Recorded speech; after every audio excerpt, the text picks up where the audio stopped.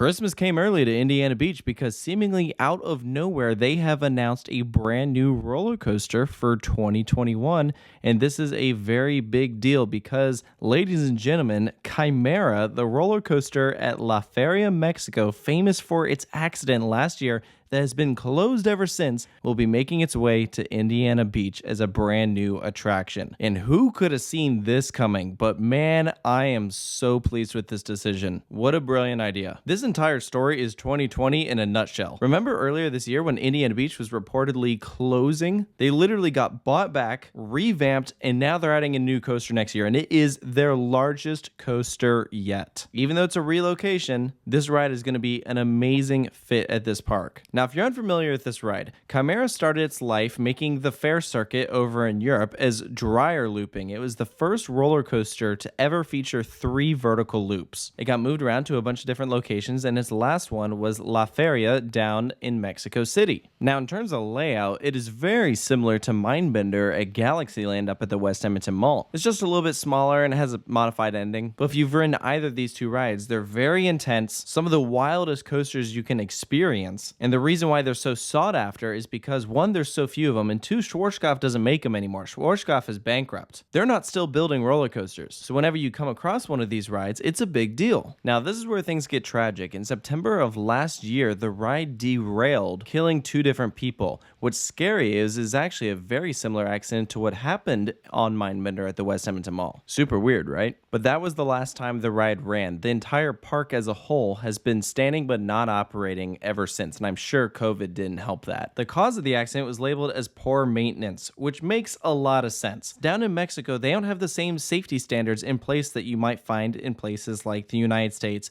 and parks in Europe. They aren't necessarily taking care of the rides the way we do over here. So the fact that Indiana Beach is buying it at all is a big deal. Yes, it is amazing that the park is giving this ride new life, but this is not going to be an easy journey for them because they're really going to have to fix this thing up because the ride is not in the best condition. The Mexican government did some investigations, and the safety firms found that Quimera did not comply with 50% of the items audited. The Attorney General's office found damage to the track, the supports, and various parts of the train, including seat belts. Now, what makes Quimera's restraint system unique is that it doesn't have over-the-shoulder restraints, but it's actually a seatbelt-like harness, kind of a 5-point belt sort of thing, which if you've done Mindbender at Galaxyland, you know that those restraints are absolutely terrible. So it's great that this doesn't have that. It'll be interesting to see what Indiana Beach decides to do because we know that this ride could operate with a lap bar. The question is, how are they going to revamp these trains? Because we know that they need some updates. From what I gathered, the trains were the largest issue with how the ride ran because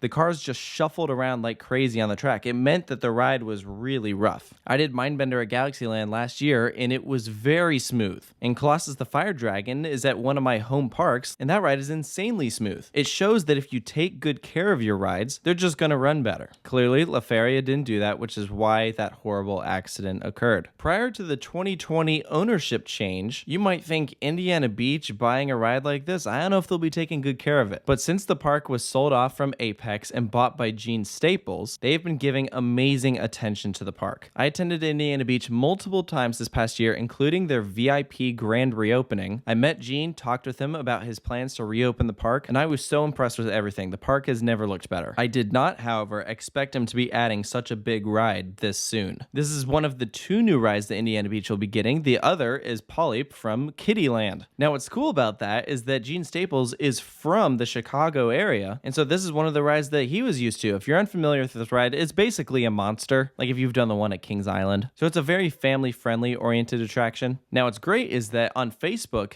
Indiana Beach was receiving such a wonderful response to this, as well as numerous questions that they already answered some of those questions for us. The first one was, do you have names for these rides yet? And they said no, they're still working on that. I would not expect them to still call it Quimera. Where will the rides be located? Interestingly enough, they said they're still working out the logistics of this. I can understand that for Polyp. They have a few different options there. But when you look at Quimera and the footprint it takes up, I think there's really only one clear option for where this can go, and that is behind Steelhog. There's some land right next to it that they've been using for storage. It's gravel, takes up a decent amount of space. I'm very confident that you could fit Quimera there. You just have to find a way to make a path go from the main park to that ride. But I'm sure that's the least of their concerns at this point. I think that is by far the best place to put it. And let me just say, at a height of 111 feet, this ride is going to look huge compared to the other rides in Indiana Beach. Just for reference, Cornball Express is 55 feet tall. Steel Hog is the tallest coaster there at 96 feet. So it's not necessarily going to dwarf Steel Hog, but the layout is also quite a bit bigger. This will only be the second coaster at Indiana Beach to go upside down. The other, of course, being Steel Hog, and this is a completely different type of inversion than what you can find on Steel Hog. I have no doubt that this is going to be a home run at this park. Indiana Beach is such a cool, quirky place. In a lot of ways, it feels like a combination between a fair and a boardwalk park. And this original dryer looping roller coaster was designed for the fairground. It was moved, rebuilt, deconstructed, moved again, hit repeat. It's really nice to see it finding a home, especially at a place that I know will be taking good care of it. What I want to hear from you guys, what do you think of this big new announcement? If Indiana Beach wasn't on your bucket list before, I'm sure it is now. And I can't wait to experience this when it opens next year. So thank you guys for joining me. Make sure to stay tuned for more here at Coaster Studios, and I'll see you next time.